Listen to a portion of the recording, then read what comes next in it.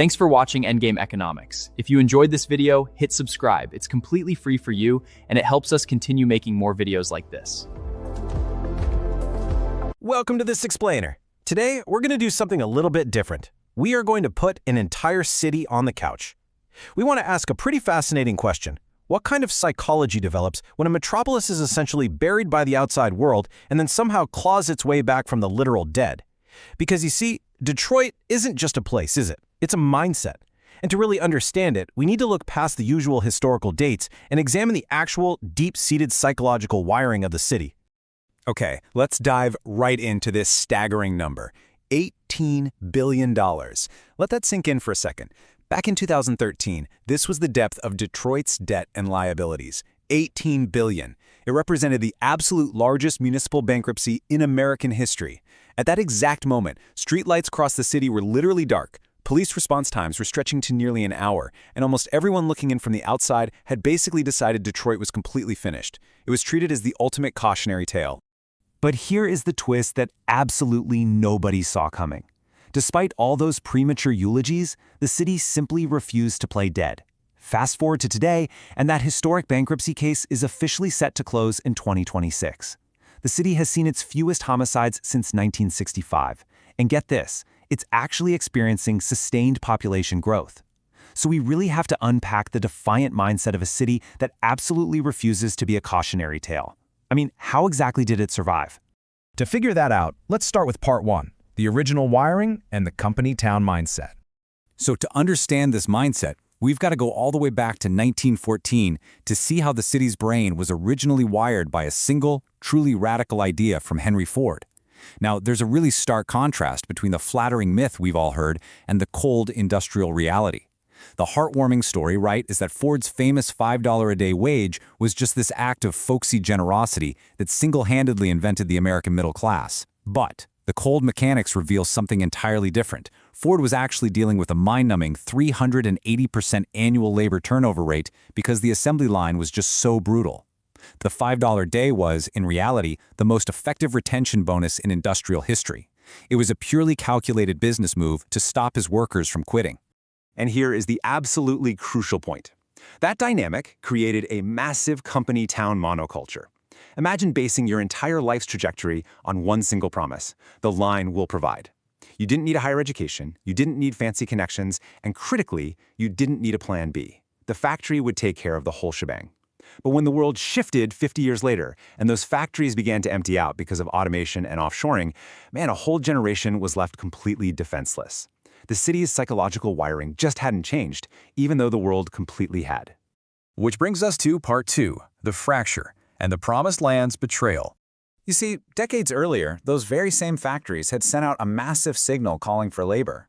That triggered a huge migration of hundreds of thousands of people, particularly black families fleeing the Jim Crow South, seeking what they genuinely, hopefully called the Promised Land.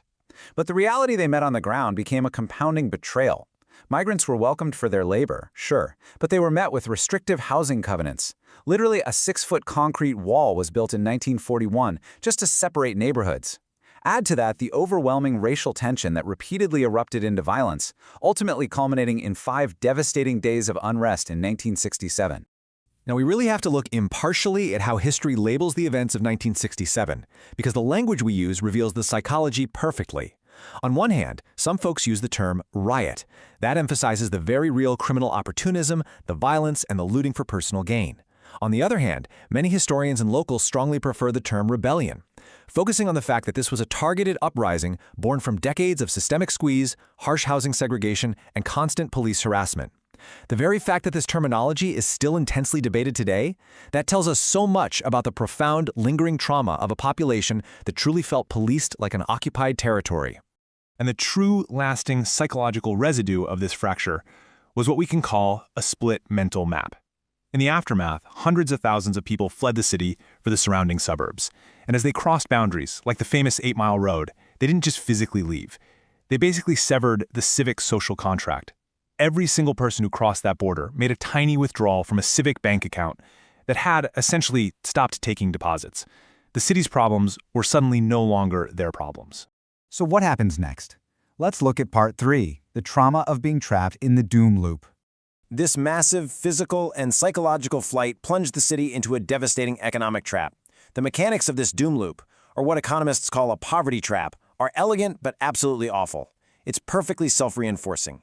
People leave, so naturally the tax base shrinks. Because the tax base shrinks, the city is forced to cut vital services. Without proper services, crime and blight naturally rise. And because crime and blight rise, you guessed it, even more people leave. This relentless, spiraling loop eventually left Detroit with a staggering 78,000 abandoned buildings and 20 square miles of totally empty urban prairie. Imagine dialing 911 in a total emergency and knowing it's going to take an average of 30 minutes for help to arrive. 30 minutes. Living inside this doom loop forces a very grim reality upon the people who remain. It breeds a really corrosive stress condition known in psychology as learned helplessness. Now, it's not that the people are passive. It's that the system has repeatedly taught them that their individual effort and the actual outcome are just completely disconnected. They learn, correctly by the way, that the municipal systems meant to protect them simply are not coming. Which leads us to part 4, the gaze, ruin porn and defiance. So, while the people of Detroit were experiencing this intense daily trauma, the outside world adopted a very strange and frankly damaging coping mechanism of its own. This is where we get ruin porn. It became this massive global phenomenon where outsiders would literally parachute into the city just to shoot beautiful, haunting photos of Detroit's decaying monuments. You know the ones, crumbling theaters, grand abandoned train stations. But they'd conveniently crop out the roughly 680,000 human beings who were still trying to live their daily lives there. To locals, this aestheticizing of poverty was incredibly frustrating.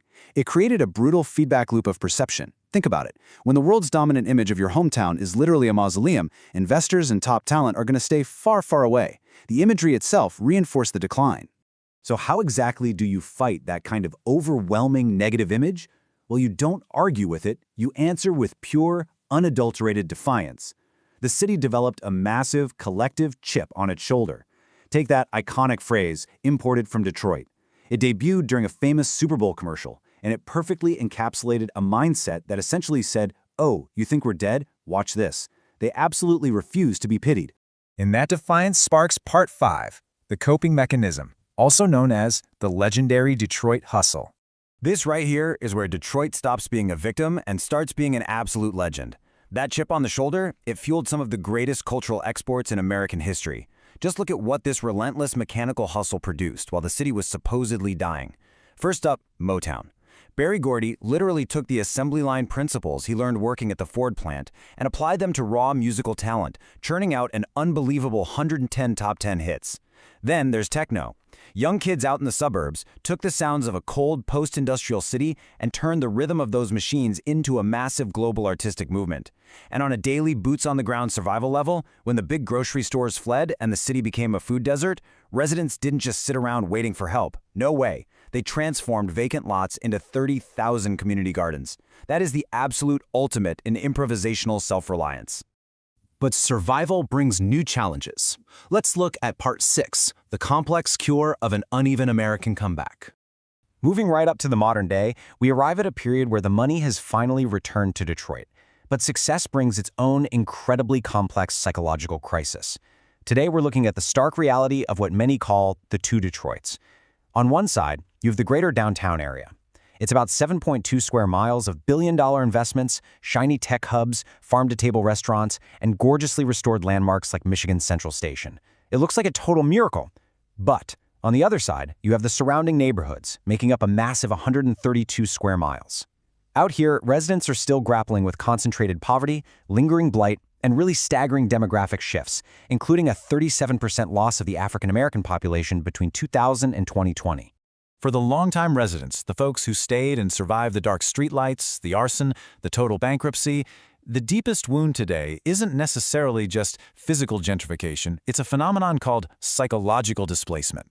It's this profound, often heartbreaking feeling of becoming a total stranger in the very city you never abandoned.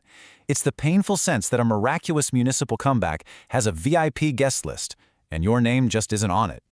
So, as an explainer, we really have to impartially consider both realities of this recovery. On one hand, you have the completely valid pain of unequal distribution. This is the argument that the city poured massive tax breaks into a shiny new downtown meant for newcomers, built squarely on the backs of the struggling people who stayed through the absolute worst of it. But on the other hand, you have the stark economic necessity. After 40 years of total free-fall decline, a thriving downtown is the necessary economic engine. It generates the vital tax revenue that will eventually be required to save and rebuild those vast outer neighborhoods. Both of these perspectives capture a very real, incredibly valid part of Detroit's current psychology. I want to leave you with this final thought to ponder. As Detroit continues to write its incredible, totally unprecedented story of defiance and resurrection, how do we actually measure success? Is a true comeback measured by how nice the downtown looks to a visiting tourist? Or is it measured by whether the people who actually endured the collapse get to enjoy the fruits of the recovery? It's a tough question, but it's one every single city should be asking itself. Thank you so much for joining me on this explainer. I really hope this deeply structured look at the psychology of Detroit has given you a whole new lens through which to see the city.